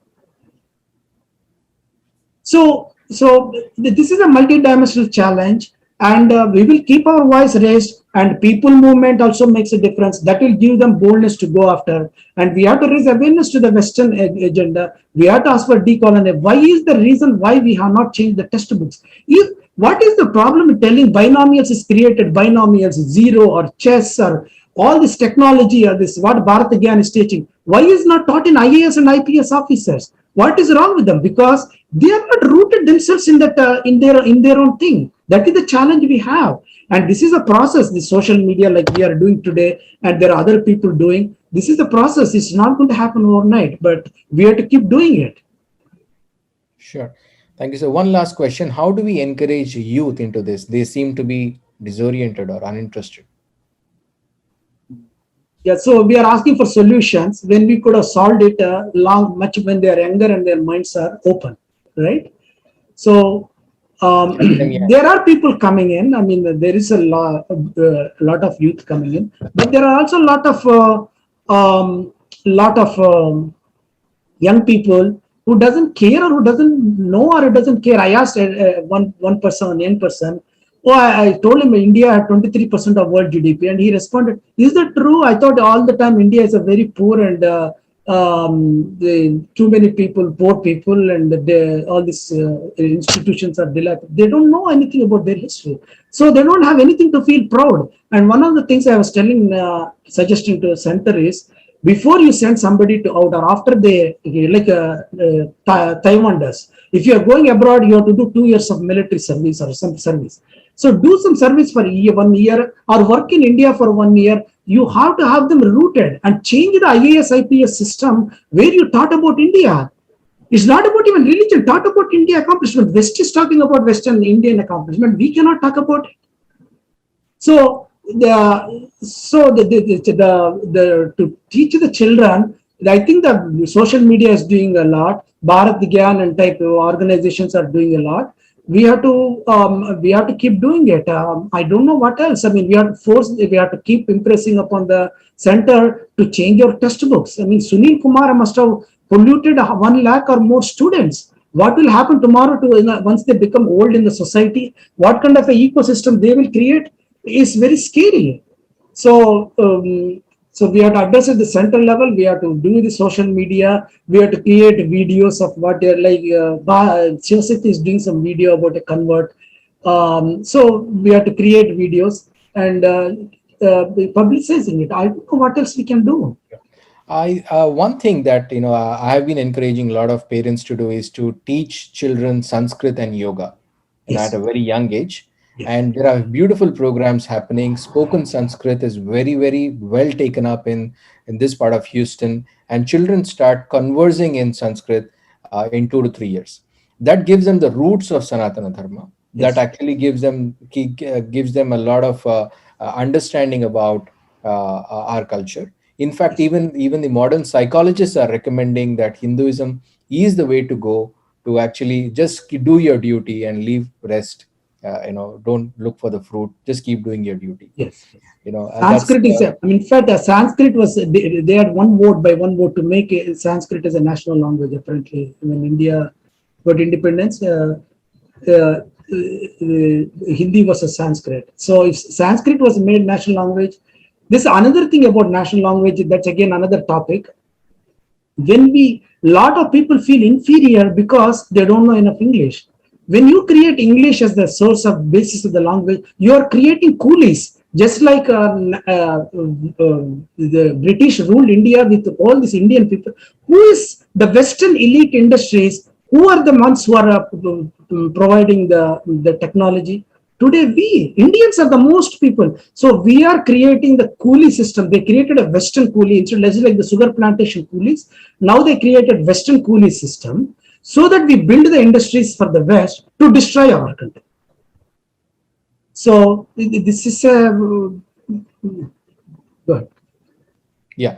The other thing is Sanskrit Bharati in India and USA and UK. They are doing a really great job. Yes, I would encourage all the children, in fact, even ourselves too, to actually join. We as a family, we attend one along with my son. I have learned Sanskrit in my +1 and +2, but it was there, just as a subject. But to truly understand our own spiritual culture and, for example, Subhashitani that you get, that are moral things that will keep you going. Of course, you should keep your mother tongue also, but Sanskritam Bharatasya Atma. This is Sanskrit is the soul of Bharat. And Sanskritam also means Samyak Kritam, means job well done. It's a beautiful thing. I think we should definitely venture into that. And yoga, these two are the things that can, if we give these two to our next generation, they will figure out a way themselves. They will stand rooted, stand grounded on their roots, and they'll figure out a way. We were overshot of our time. It was a wonderful session. Thank you so much, Satyaji, for your valuable time. It's your presentation that you put together is invaluable, and it was great to see you, and so much of participation from all our audience. It's very heartening to see, and let's keep this growing and spread the message. Thank you everyone for joining us. Thank you so much. Thank you. Wonderful job. Thank you very much.